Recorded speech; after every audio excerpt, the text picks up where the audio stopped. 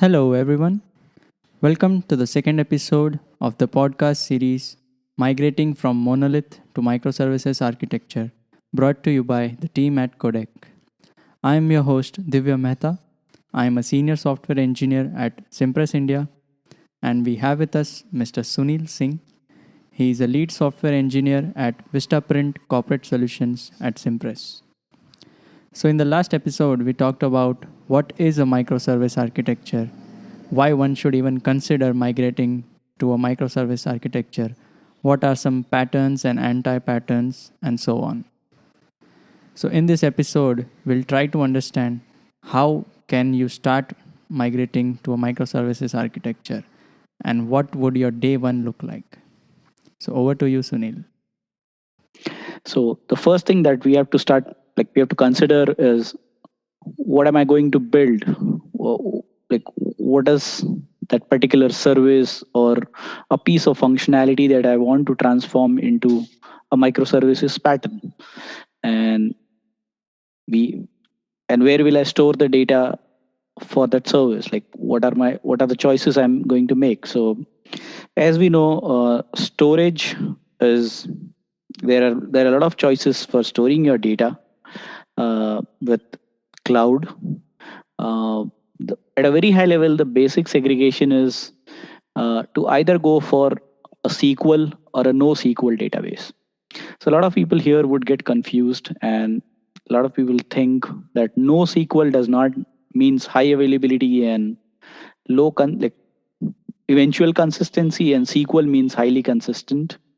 So I would I would say like that's not the right way to look at it, or that's not the right criteria. Get some more details about the database that you are actually looking for or want to store your data into, and get some clarity on what is the level of consistency you want. Eventual consistency does not means uh, or it depends on the business case. So for today we'll take up a business case of, let's say, a customer service. So I want to store customer data, and I want to make a choice like where will I store it. So if I choose a highly consistent database, uh, the compromise that I do is on availability.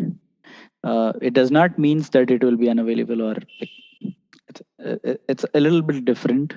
So it's about priority. Which one are we prioritizing? If we say like consistency is a priority, and I always want to see the latest information, and it's not okay to view or have like a like not being able to view the updated information or the most current information even for a fraction of a second, or in cases where your network gets partitioned and there could be a brief period where you are not able to see the updates, then go for a consistent database like Microsoft SQL.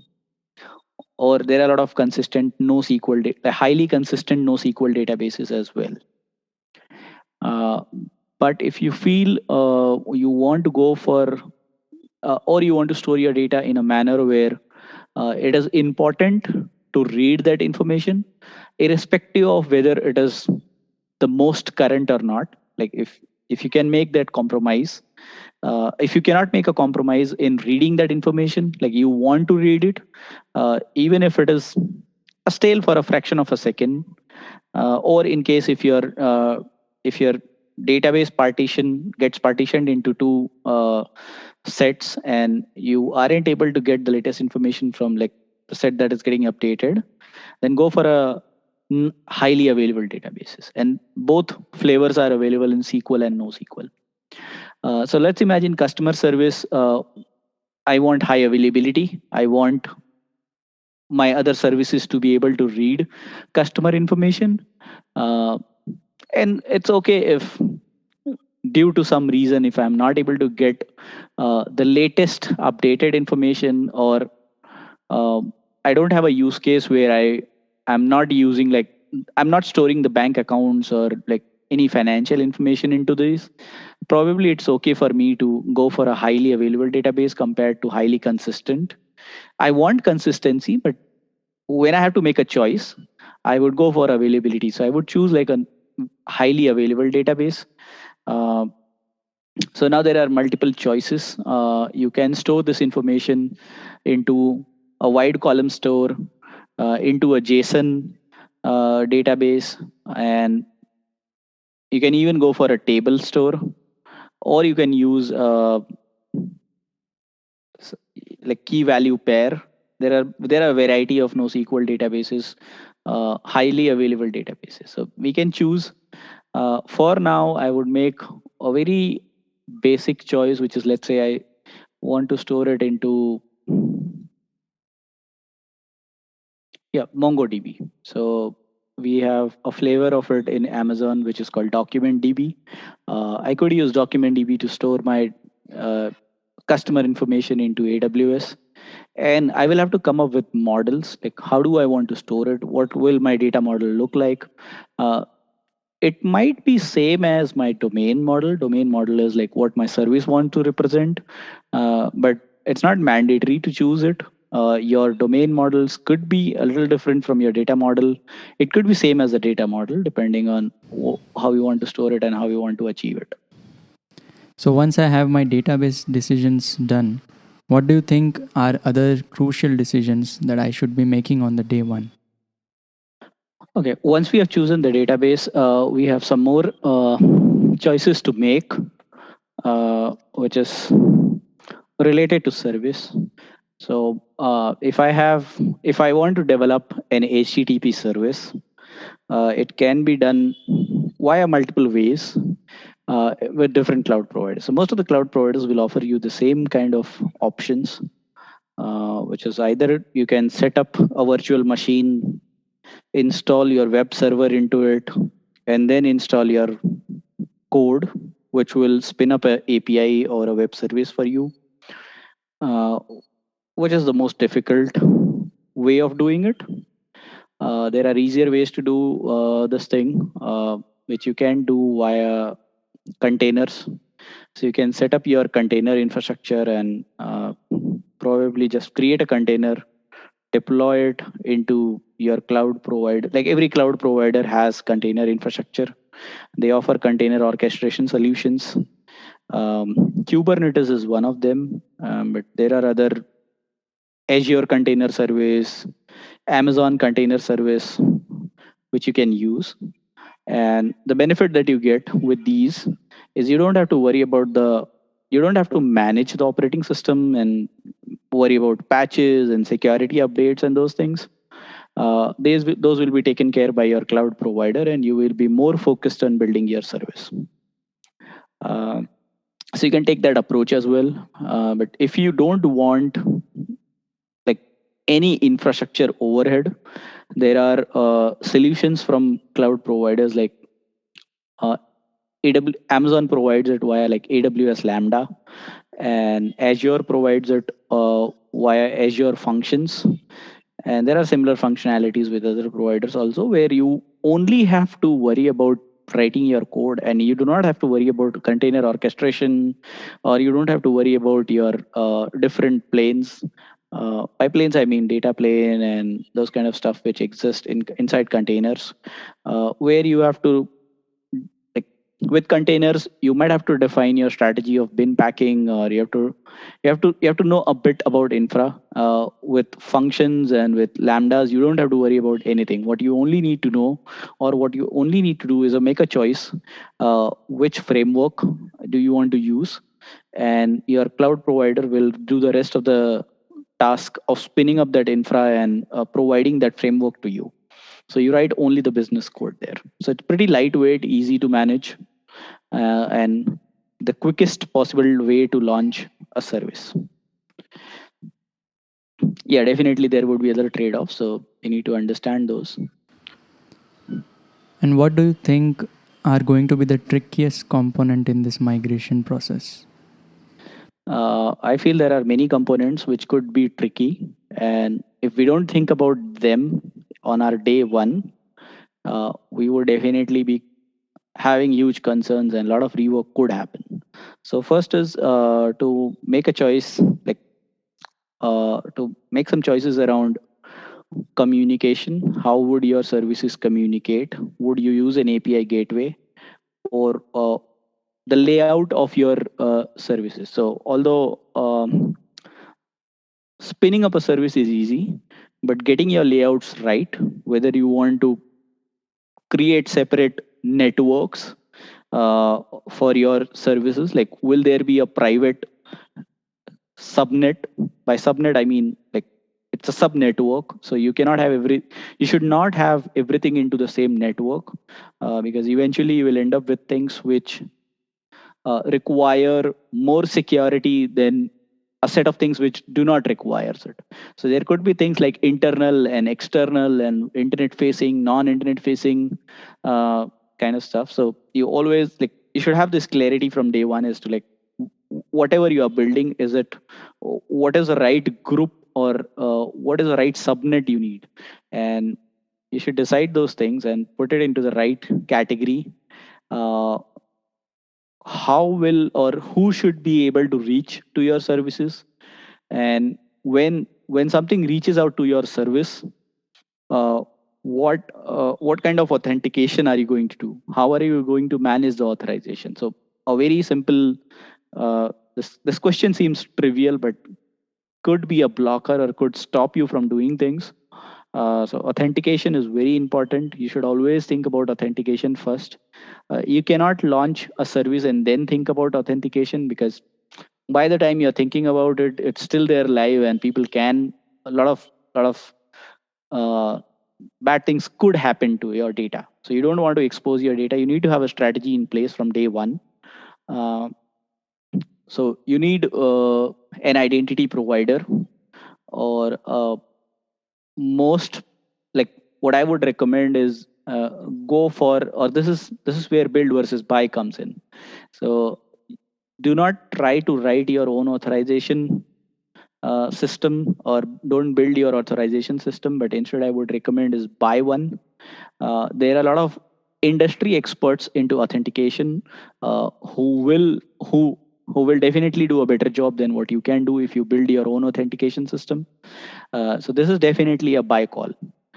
Build only when you are you're working into an organization that wants to do something with authentication, and authentication is your technology platform. Otherwise I don't see a very good reason why you should build it. Building it has more cons than pros, and it is pretty complex, and it could be pretty dangerous if you made a mistake there. So it is not a risk worth taking. So buy into something which helps you with identity and authentication. Authorization, again, a layer which is very important. Without proper authorization, your authentication is like half done, and I consider authorization as important as authentication. So both go hand in hand. You could choose a different authorization vendor and an authentication vendor, or they could be same. Depends on how you want to, or who is your vendor and how much of comfort you have in doing authorization with them. Um, Next is monitoring. So monitoring is also equally important. Again, a thing which like if you ask me build versus buy, I would say buy, because there are a lot of monitoring tools which you can buy uh, very quickly, and you need them. These are not optional. You need them because you want more insights into your service. Uh, the data that you generate in your first iteration is is going to help you to decide or make choices when you go for the second iteration. So you need to capture all of that information from day one. uh, as a part of monitoring, there is also logging. So you need to have, probably I feel you need to have a very clear strategy on logging. It is not easy to shift log data from like one system to another and to analysis. Log data is very critical. uh, so you should have very clear strategy on how will you use that data, where will you put it, which tools are you going to buy, like will you go for Sumo Logic, will you go for New Relic, or will you go for something else. So that's also an important thing. you might not start doing it on day one, but spend time on thinking about it and have like a clear strategy on it. Next is the speed at which you can deploy. So if this requires a bit of infrastructure skills and ops skills. So beginning with it, I feel is it's a very good idea to like begin with how you want to deploy things, and like automated testing and automated deployment. These could be two things which could which could be a catalyst, and also it could impact your probability of continuing to build microservices. So if you want your team to continue doing it and like be interested into it, I would say you should start doing automated pipeline and automated testing from day one. Think about it. You don't need to build it from day one, but having a very clear strategy, or setting up the expectation that it's a must have, is I would say that's the right strategy. You should not make any compromises there, and you must build an automated deployment pipeline for your microservice. So until you have a deployment pipeline for your microservices, your you cannot iterate. So you cannot iterate quickly, and you will spend up or you will waste a lot of time in doing deployments, doing the right deployments, and then fixing bugs because of incorrect deployments, or the amount of time that you spend in debugging what went wrong with the deployment. So avoid all of that. The earlier you have the deployment pipeline, the faster you will learn and iterate. So that could be a catalyst. It motivates people, or it motivates team to iterate faster if they don't have to bother about deployments, if they don't have to worry about how will I deploy it and spend time on deployment. If I have to test an idea, or if I have to test a concept, and I have a deployment pipeline ready, it motivates the team and it makes it easier for the team to deploy and like quickly watch your pipeline and have things tested. The less amount of time you have to spend in testing, less amount of time you have to spend in deployment, uh, you can spend it in writing your business functionality. So it's a must have, it's not an optional thing. And a lot of teams commit a mistake there. They don't build it assuming that probably I'm not going to deploy this service soon or very often, and it costs them dearly. Like sometimes it motivates or it demotivates the team not to change something because there is no pipeline. So you do workarounds, you go to other services which have pipeline and try to fix the problem there. Instead, the root cause is like people don't change the service because there is no pipeline there.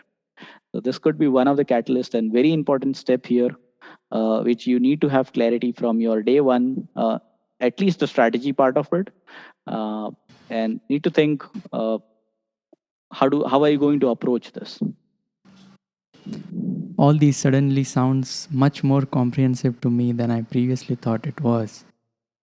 So I want to ask you, Sunil, how do you organize or lead this kind of a big process? So I would say microservices is is a distributed way of doing things, and that has to reflect in your team's organization as well.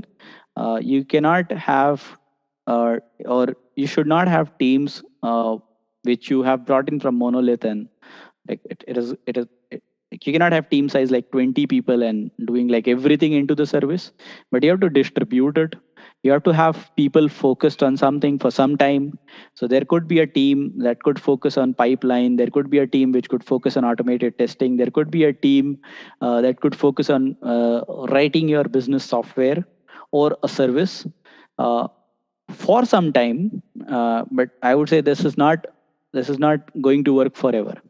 So eventually everybody will have to own those services and maintain them and do everything for it. So you cannot have like, or you cannot have the old fashioned dev team, test team, and deployment teams here.